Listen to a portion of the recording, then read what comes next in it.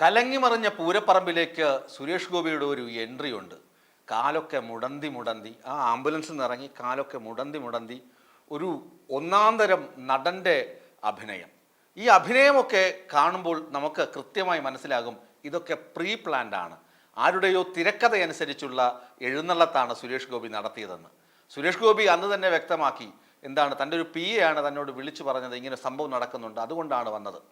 ഇന്നിപ്പോൾ സുജയ്യ പാർവതിയുടെ ചോദ്യങ്ങൾക്ക് മുമ്പിൽ സന്ദീപ് വാചസ്പതി എന്ന ഒരു പഴയ വാഗ്മിയുണ്ട്, നമ്മുടെ BJPയുടെ വാഗ്മിയാണ്. കുറേ കാലം പത്തിയൊക്കെ മടക്കി പൊത്തിലായിരുന്നു, ഇപ്പോൾ പുറത്ത് ഇറങ്ങിയിട്ടുണ്ട്. അദ്ദേഹം അബദ്ധവശാൽ ചെന്ന് ചാടിക്കൊടുത്തതാണ് ഈ വിഷയത്തിൽ. പ്രത്യേകിച്ച് പൂരം കലക്കിയ വിഷയത്തിൽ BJPയുടെ മറ്റ് മുതിർന്ന നേതാക്കളൊക്കെ മിണ്ടാട്ടം മുട്ടിയിരിപ്പാണ്. ആരും പുറത്തിറങ്ങിയിട്ടില്ല. വാചസ്പതി ഇന്ന് പോയി ചാടിക്കൊടുത്തു, അതും സുജയ്യ പാർവതി പ്രത്യക്ഷത്തിൽ സംഘിയാണെന്ന് പറയുന്ന ആൾ തന്നെയാണ്. പക്ഷേ വാർത്തയുടെ കാര്യത്തിൽ അവർ ആ നിഷ്പക്ഷത പുലർത്തുന്ന വ്യക്തി കൂടിയാണ്. അത് സമ്മതിക്കാതെ തരമില്ല. അവർ കൃത്യം ഒരു ചോദ്യം ചോദിച്ചു, സുരേഷ് ഗോപി എന്തിനാണാവോ ആംബുലൻസിൽ വന്നത്? വാചസ്പതി ഈ മൊണ്ടി നടന്ന കാര്യമൊന്നും കണ്ടിരിക്കാനിടയില്ല. അല്ലെങ്കിൽ പറഞ്ഞാൽ സുരേഷ് ഗോപിയുടെ കാലിന് ദീനമായിരുന്നത് കൊണ്ടാണ് അദ്ദേഹം സേവാഭാരതിയുടെ ആംബുലൻസിൽ വന്നതെന്നൊക്കെ വാചസ്പതി വാചകമടിച്ച് സുജയ്യെ തറപറ്റിച്ചേനെ അല്ലെങ്കിൽ തറപറ്റിക്കാൻ ശ്രമിച്ചേനെ. പക്ഷെ നടന്നില്ല. വാചസ്പതി പറഞ്ഞു, സംഭവ സ്ഥലത്ത് വേഗത്തിലെത്താൻ ആംബുലൻസ് ആണ് നല്ലത്, അതുകൊണ്ടാണ് ആംബുലൻസിൽ കയറി വന്നത്. അവിടെ വീണില്ലേ, അത് തന്നെ കാപട്യമല്ലേ? ആംബുലൻസ് എന്തിനു വേണ്ടി ഉപയോഗിക്കേണ്ട വാഹനമാണ്? രോഗികളെ, അത്യാസന്ന നിലയിൽ കിടക്കുന്ന രോഗികളെയൊക്കെ ആശുപത്രിയിലെത്തിക്കാനും മരണപ്പെട്ടവരെ അവർ ആ ജഡമൊക്കെ വീടുകളിലെത്തിക്കാനും ഒക്കെയാണ് ആംബുലൻസ് ഉപയോഗിക്കുന്നത്. അതൊരു സേവന രംഗത്താണ് ആംബുലൻസിന്റെ ആവശ്യം, അല്ലാതെ തെരഞ്ഞെടുപ്പ് ഗോതയിലല്ല. വാചസ്പതി മുട്ടുകുത്തിയത് അവിടെയാണ്. സുജയ്യ പാർവതിയുടെ ആ ഒറ്റ ചോദ്യം. മറ്റു കാര്യങ്ങളൊക്കെ വഴിയെ ഞാൻ പറഞ്ഞു തരാം. സുരേഷ് ഗോപിക്ക് മുമ്പേ നമുക്ക് MR അജിത് കുമാറിനെ ഒന്ന് പിടിക്കണം. നമ്മുടെ ADGP അദ്ദേഹം RSS നേതാക്കളുമായി കൂടിക്കാഴ്ച നടത്തിയത് വ്യക്തിപരമായ കാര്യങ്ങൾക്കെന്നാണ് ഇതുവരെ നമ്മൾ പുറത്തു വന്ന വാർത്തകളിൽ നിന്ന് അറിഞ്ഞുകൊണ്ടിരുന്നത്. എന്നാൽ വ്യാഖ്യാനങ്ങൾ മറ്റത് പലതും ഉണ്ടായിരുന്നു, ആരോപണങ്ങളും ഉണ്ടായിരുന്നു. എന്നാൽ ആരോപണങ്ങൾ ഒന്നൊന്നായി ശരിവയ്ക്കുന്ന തരത്തിലുള്ള തെളിവുകളാണ് പുറത്തു വരുന്നത്. MR അജിത് കുമാറും BJPയുടെ വിചാർ വിഭാഗം നേതാവുമായ ജയകുമാറും ക്ലാസ്മേറ്റ്സ് ആണ്, സഹപാഠികളും സുഹൃത്തുക്കളുമാണ്. ഈ ജയകുമാറിന്റെ വാഹനത്തിനാണ് ദത്താത്രേയെ കാണാൻ വേണ്ടി MR അജിത് കുമാർ തൃശ്ശൂരിൽ പോയത്, സ്വകാര്യ വാഹനം എന്ന് പറയുന്നത്. ഈ ജയകുമാറും വരാഹി എന്ന് പറയുന്ന ഒരു ഏജൻസി ഉണ്ട്, BJPയുടെ തെരഞ്ഞെടുപ്പ് തന്ത്രങ്ങൾ മെനയുന്ന ഏജൻസി. ഈ ഏജൻസിയും തമ്മിൽ ഭയങ്കര മച്ചാൻ സൗഹൃദമാണ്.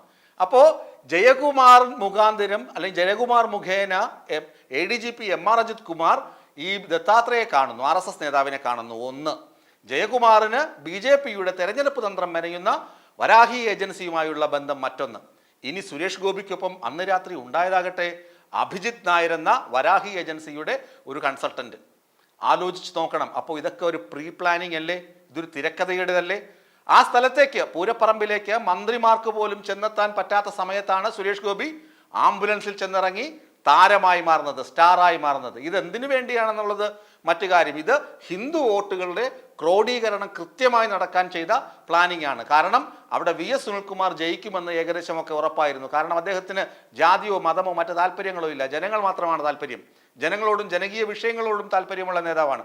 അദ്ദേഹം ജയിക്കുമെന്ന് ഉറപ്പായിരുന്നു. അല്ലെങ്കിൽ K മുരളീധരനായിരുന്നു സാധ്യത. സുരേഷ് ഗോപിക്ക് അവിടെ സാധ്യത ഇല്ലെന്ന് തന്നെയായിരുന്നു സർവേകളൊക്കെ പറഞ്ഞിരുന്നത്. അപ്പോഴാണ് ഈ അട്ടിമറി വിജയം, ഏകദേശം 75,000 വോട്ടിന്റെ വിജയം.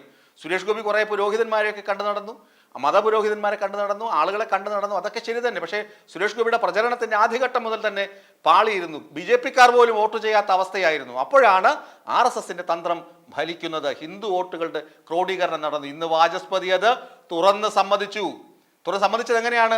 BJP ജയിച്ചത് കൊണ്ടാണ് പ്രശ്നമായത്, അല്ലെങ്കിൽ പ്രശ്നമാകില്ലായിരുന്നു എന്ന് ഒരു പക്ഷം.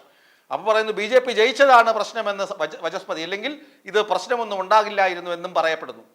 ആലോചിച്ച് നോക്കുക. അപ്പോൾ BJPക്ക് ജയിക്കാൻ എന്ത് നാണം കെട്ട കളിയും. അവിടെ ഒരു കലാപം ഉണ്ടാക്കിയെങ്കിലോ, അല്ലെങ്കിൽ അവിടെ ഒരു ബോംബെറിഞ്ഞ് പൊട്ടിച്ചെങ്കിലോ.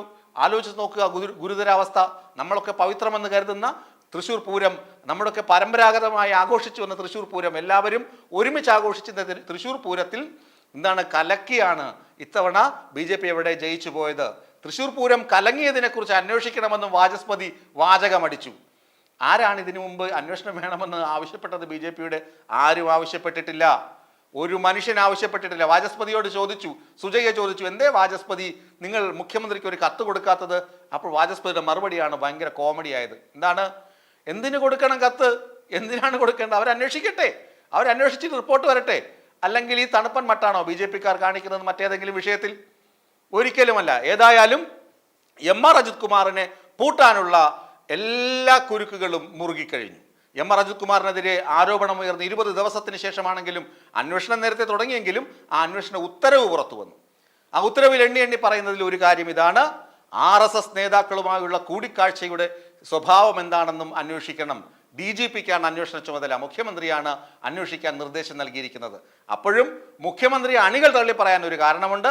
ADGPയെ തൽസ്ഥാനത്ത് നിന്നും നീക്കിയിരുത്തിയിട്ട് ഈ അന്വേഷണം നടത്തിയിരുന്നെങ്കിൽ കുറെ കൂടി മാന്യത ഉണ്ടാകുമായിരുന്നുവെന്ന് അണികളും PV അൻവറും ഒക്കെ ആ പക്ഷത്താണ്.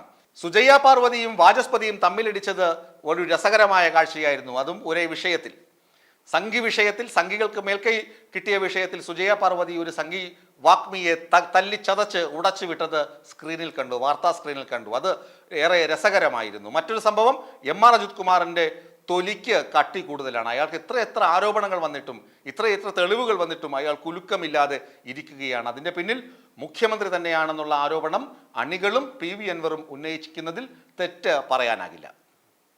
ഈ വീഡിയോ നിങ്ങൾക്ക് ഇഷ്ടമായാൽ ലൈക്ക് ചെയ്യുക.